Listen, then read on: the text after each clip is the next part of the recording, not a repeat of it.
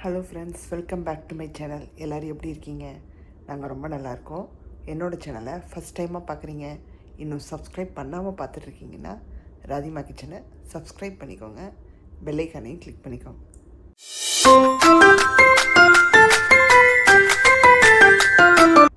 இன்றைக்கி நம்ம பார்க்கக்கூடிய ரெசிபி பார்த்திங்கன்னா ரொம்ப சிம்பிள், குயிக்காக பண்ணக்கூடிய ரெசிபிங்க. சிக்கன் ஸ்டூ என்னோடய சேனலில் ஆல்ரெடி நான் போட்டிருக்கேன். பட் இந்த டைப் பார்த்திங்கன்னா ரொம்ப ஈஸி, குயிக்காக பண்ணிடலாம். ஆப்பத்துக்கு சூப்பராக இருக்கும். இன்றைக்கி எங்கள் வீட்டில் பார்த்திங்கன்னா ஆப்பமும் சிக்கன் ஸ்டூவும் தான். ஸோ வாங்க பார்த்துடலாம்.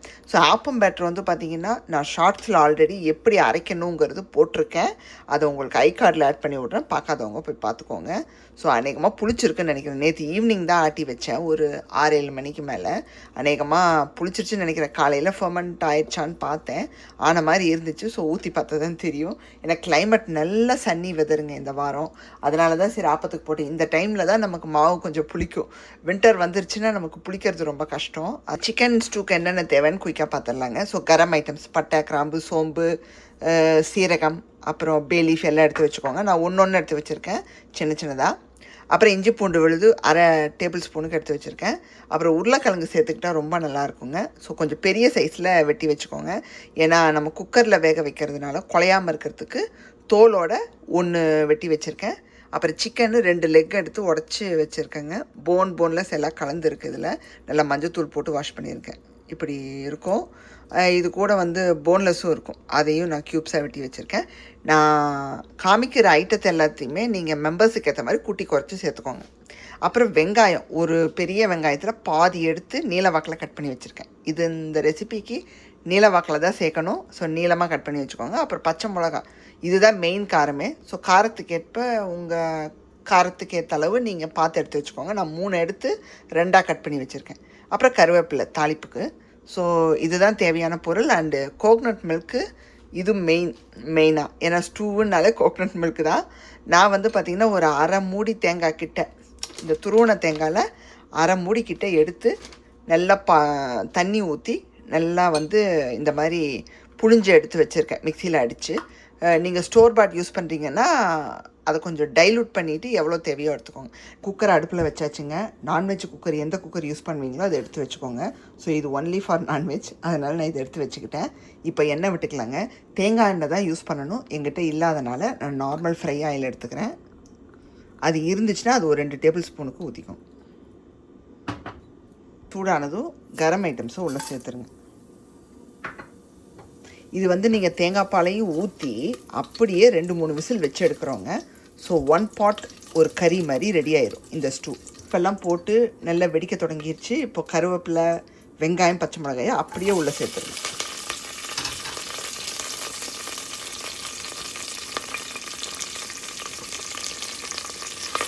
சேர்த்துட்டு நல்லா வதக்கி விட்டுக்கோங்க. நமக்கு வெங்காயம் சாஃப்டாக வதங்கி வந்தால் போதும். ரொம்ப நீங்கள் அப்படியே கேரமல் ஆகிற அளவுக்கு கொண்டு போகணுன்னு அவசியம் இல்லை. கேரமலைஸ்ன்னு சொல்லுவாங்க, அந்த ஸ்டேஜ் தேவையில்லை. ஜஸ்ட்டு டிரான்ஸ்பரண்ட்டாக அது வதங்கி வந்தால் போதும். வதங்கும்போது உப்பு சேர்த்துக்கலாங்க. ஸோ நான் ரெசிபிக்கான உப்பை இதிலையே சேர்த்துற போகிறேன். சேர்த்துட்டு நம்ம வதக்கி விட்டுக்கலாம். பின்னாடி நமக்கு தேவைப்பட்ட டேஸ்ட்டு பார்த்துட்டு சேர்த்துக்கலாங்க. பாதி வதங்கிடுச்சுங்க. இஞ்சி பூண்டு விழுது சேர்த்துக்கலாம்.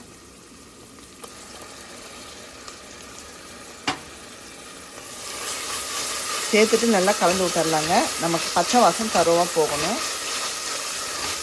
பார்த்திங்கன்னா நமக்கு வெங்காயம், இஞ்சி பூண்டு விழுது எல்லாம் சேர்ந்து வதங்கிட்டு இருக்குங்க. இப்போ அடுத்து நம்ம சிக்கனை சேர்த்துடலாம். ஸோ இஞ்சி பூண்டோட அந்த ஸ்மெல் போனதும் சிக்கனை சேர்த்துருங்க.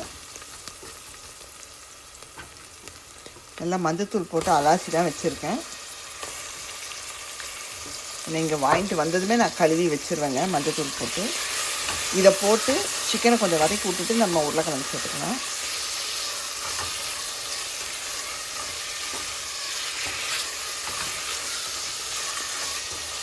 சேர்த்து கலரை பாருங்கள், டக்குன்னு வெள்ளை கலரில் மாறிடுச்சு. இப்போ உருளைக்கிழங்கு சேர்த்துடலாங்க. நான் சொன்ன மாதிரி கொஞ்சம் பெருசாக போட்டுருவாங்க, அப்போ தான் நல்லாயிருக்கும். லைட்டாக ஒரு 2 மினிட்ஸ்க்கு வதக்கி விட்டுட்டு நம்ம தேங்காய் பால் சேர்த்துக்கலாங்க. பார்த்திங்கன்னா நமக்கு ஒரு 2 மினிட்ஸ்க்கு நல்லா வதக்கி விட்டாச்சு. உருளைக்கிழங்கையும் சேர்த்து இப்போ தேங்காய் பால் சேர்த்துக்கலாங்க. நான் வந்து திக்கு தின்னு எல்லாத்தையும் ஒன்றாவே வந்து கலந்து வச்சுட்டேங்க. சூப்பராக இருக்கும். குடிச்சு பார்த்தேன். ஸோ கலந்துட்டு இதில் சேர்த்து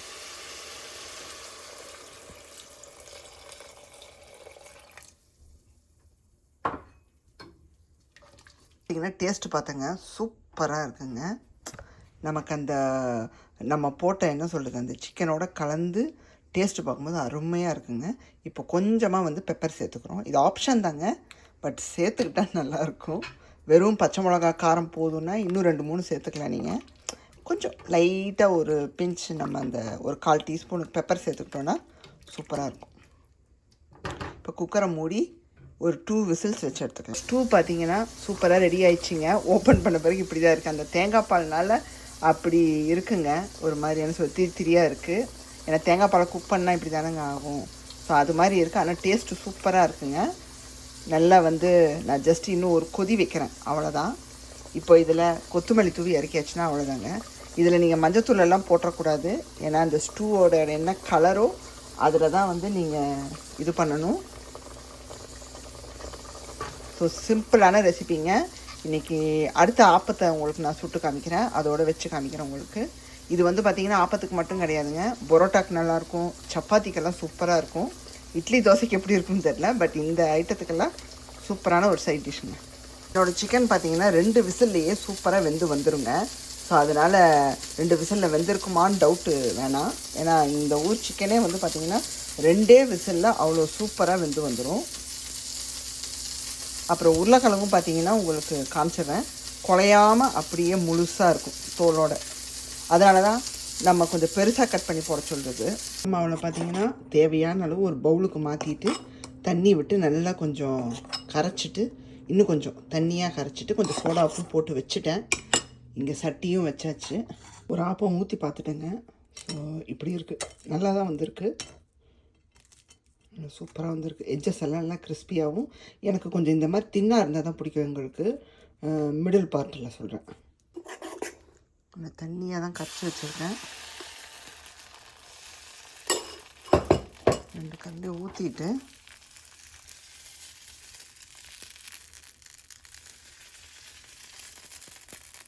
நல்லா இந்த மாதிரி சுற்றிட்டு எண்ணெய் வேணும்னா ஊற்றிக்கலாங்க. நான் கொஞ்சமாக ஊற்ற போகிறேன், ஏன்னா கொஞ்சம் ஒட்டாமல் வரும், அதுக்காக. நல்லா வெந்து வரட்டுங்க. இந்த பார்த்துடலாம். பாருங்கள் எவ்வளோ சூப்பராக இருக்குன்னு. எடுத்துடலாம். லைட்டு அப்படி லிஃப்ட் பண்ணாலே போதும், அதுவாக வரணும். நாங்கள் அடுப்பு பாருங்கள் சூப்பராக வந்திருக்கு. இன்றைக்கான ரெசிபி பார்த்துருப்பீங்க, கண்டிப்பாக ட்ரை பண்ணி பாருங்கள். ட்ரை பண்ணி பார்த்துட்டு எப்படி வந்துச்சுன்னு கமெண்ட்டில் சொல்லுங்கள். இன்றைக்கான வீடியோ உங்களுக்கு பிடிச்சிருந்தா மறக்காம ராதிமா கிச்சனை லைக், ஷேர் அண்ட் சப்ஸ்கிரைப் பண்ணிடுங்க. பெல் ஐக்கானே கிளிக் பண்ணிடுங்க. உங்களுக்கு வேறொரு வீடியோவில் சந்திக்கிறேன். Bye, see you soon.